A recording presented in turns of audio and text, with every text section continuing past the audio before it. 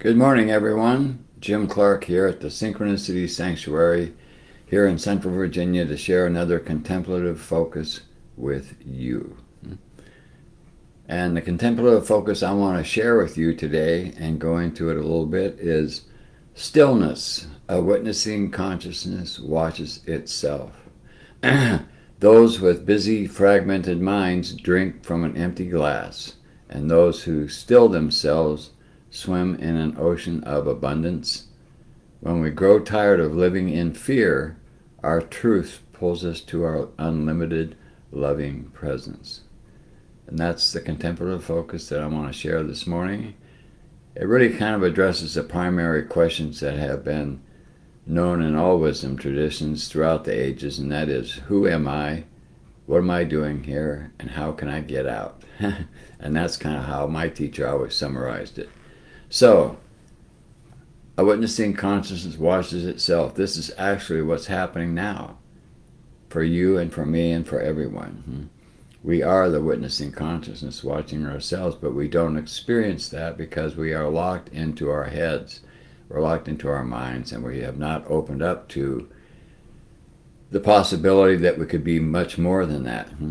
So, along with a practice of meditation to create the balance necessary to start to access the information directly instead of running around with beliefs and theories and so forth, there's no way for you to tap into this and validate it for yourself. And that's what these primary questions were trying to do. But the mind can't go there because it was not designed to go there. It's not capable of going there.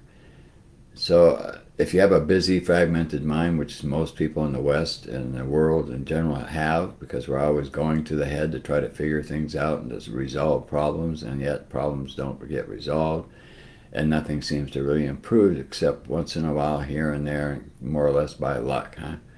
So our lives are what they are until we make them something better. And to do that, we have to get a focus on ourselves, not based on some theory, but actually just asking, who am I? And going into yourself and quieting your mind through meditation and living a lifestyle that helps to support that quiet mind, a lifestyle where you eat healthy foods, where you get some exercise every day to keep your body going and keep it in a good shape, and also where you do your best to consciously flow positive thinking and positive emotions. And in that process, you will find its opposite. You will find negative thoughts and negative emotions in spite of your efforts. And when you go into your meditation, you go into there with a positive affirmation.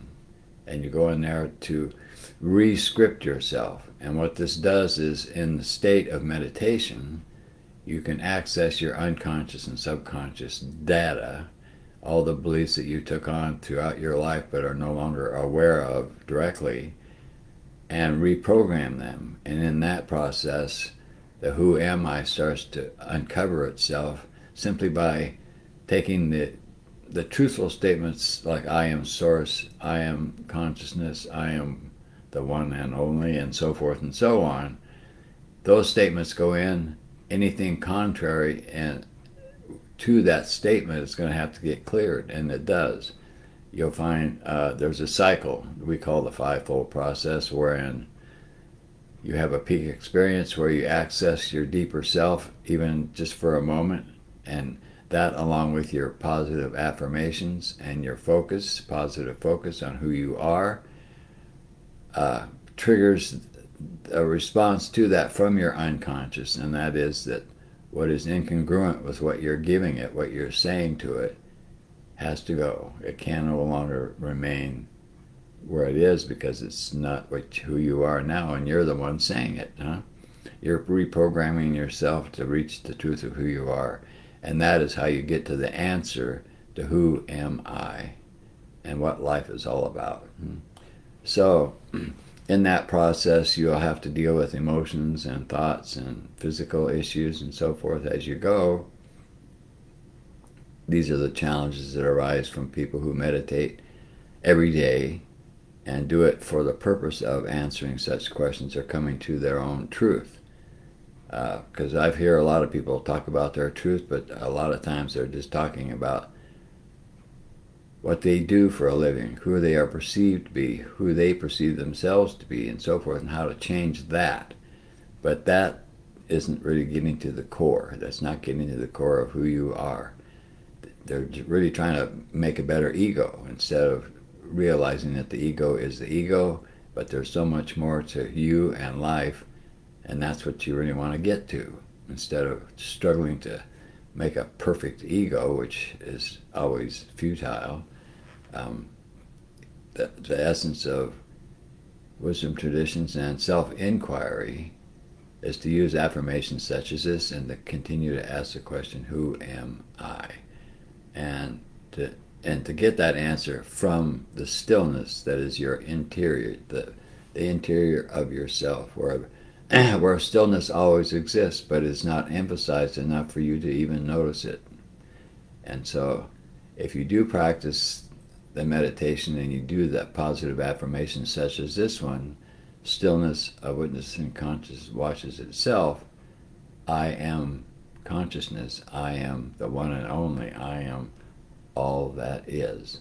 And as you use such contemplations, that information that you're still holding on to will start to surface in various ways depending on who you are and where the information is being stored. And then it sometimes it's an uncomfortable process, but it's actually a very good sign and one that you're encouraged to embrace. And as that process unfolds, excuse me, one of the best things you can do is to love yourself in that process and realize that your meditation is working, that you're actually getting yourself to the answer that you're looking for, because you're just clearing out the negative, the illusory data of being a separate human being, an unworthy separate human being usually, and one with all kinds of issues and problems and so forth and so on, looking for love outside yourself, looking for all kinds of things, but always outside of yourself. You want someone or something or some circumstance to augment your life and to help you and protect you and make sure that your life is safe. Wherein really the answers to those, to get there, to get that kind of information, has to come from you to you. And as you unfold the truth of who you are and get that experientially, it's a very, very powerful experience that goes way beyond the mind. It cannot really fully be described, so words can point to it, but they can never give it to you. You give yourself the words yourself, and you do it with meditation, which allows it to go into your subconscious and unconscious, and there it can unfold by getting rid of what's getting in the way of that answer that you're asking. So you clear the path to the truth of who you are, and little by little it unfolds exponentially in your experience. And once you have experiences that are validating that yes, there's a lot more to life, you may have visions, you may hear music, there's all kinds of ways that you can get these experiences unique to you and appropriate for you, but they're validating, because along with any kind of a vision or sound or whatever may accompany that validation, there's also the experience of yourself in stillness. It's coming out of stillness. And even though you're witnessing yourself, you're witnessing it with greater awareness, and with the awareness eventually that, yes, this is who I am. And then you claim that, and you continue to nurture this, and you can, with your meditation practice and your truthful focus. And as you do this, eventually it will lead you to a substantiation where the interior of your being, where that stillness, where the witnessing is happening, will become a constant in your experience, as it has in mine. And then that grows and grows and grows. There's processes and processes.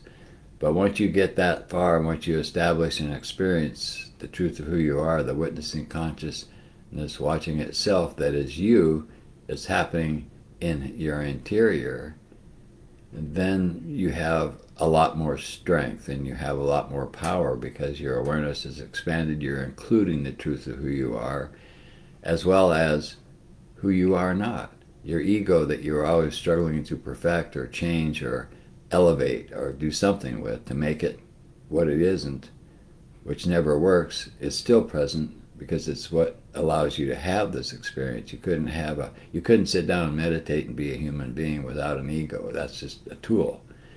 So once you get experientially that you are the consciousness watching itself from within, and you get that vibratory experience and the validation, and it's happening in you all the time. It's always there. It's like almost like a energetic mantra that keeps reminding you and pulling you into that stillness, and telling you that yes, you are consciousness and you are all that is. And from there, you don't need the love from outside, and you don't need to be safe from anything outside yourself. You are whatever you see, and you are the world around you, and there's no disconnection. The experience of separation, which is born out of fragmentation and an emphasis on activity and a de-emphasis on stillness, is an illusion. It's not real. And the more you bring yourself to your own truth, the more you'll start to experience that truth in relation to the world that you were once separated from and frightened of and struggling with to survive and to live and to be happy and so forth, because your happiness is happening within you, and you can start, and that will become your expression. So that's what I wanted to share with you today. It's a process that I've done here over many, many years, and even before I came here I was doing this process, and little by little I learned a little bit more about what that is and how it works.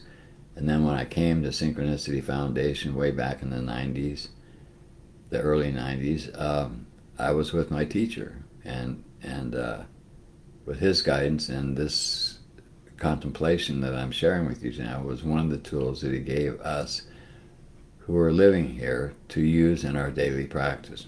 And he did that very consciously as we evolved. The tools that we were given were fitted to where our evolution was, our spiritual evolution. A very, very dynamic process, and it's full of energy, and it's full of that fivefold process, and you get used to it after a while, and you understand what it is. So it's not like you feel like you're something wrong with you or that you need to have something. Although sometimes, maybe in the very beginning, you do need some help to establish more balance within yourself, so that the process can continue without being overwhelming to you. So I experienced some of this in my very early days, where I was having a lot of trouble with my emotional processes, because they tended to be extremely negative in response to the clearing process that was going on in relation to my daily meditation and holistic lifestyle. And so I was directed to get some medications to help me, and I did. And that did help. It sort of took the edge off in a way. And eventually, of course, all that dropped off, and I haven't had to take anything for many, many years now, because my own evolution, my own experience now is the only pill I need to take to be in touch with the truth of who I am, and to continue to grow that, and to become that consciously more and more and more, and to speak and come from that space rather than coming from doubt or coming from some egocentric ambition or agenda. And that's all I do now on these live streams that I do, and with the people in my world, because that's all there is, really. And it's being very comfortable and loving to yourself and with yourself, and realizing and experiencing the connection that there always is. And once you get to that point, the big three questions, who am I, where did I come from, and how do I get out of this, don't have much relevance anymore, because then you know where you came from, even though you don't, it's not something you can describe. You know you came from the nothingness, the emptiness that is the opposite polarity of manifest reality. And so you come from that, you have the experiences you need to have to fulfill the primary intention that is in consciousness, which is to fully be itself. And in that, whatever your life is, whatever you are as a human being, is perfectly appropriate for you, and it's exactly what you need to keep moving yourself closer to your own truth. And that's really what this is all about.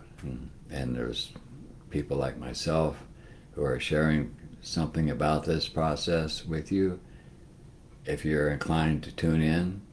And that's the expression that comes from the results of years of meditation and holistic lifestyle, such as mine. So that's what I wanted to share with you today, and I hope this is of some help for you. I hope it's some that gives you some encouragement to ask yourself the questions and to start meditating every day and to start going into yourself for the sake of yourself. So I'll be back again next Monday morning with another contemplative focus to share with you. And until then, I thank you for watching, and I hope to see you again. Thank you.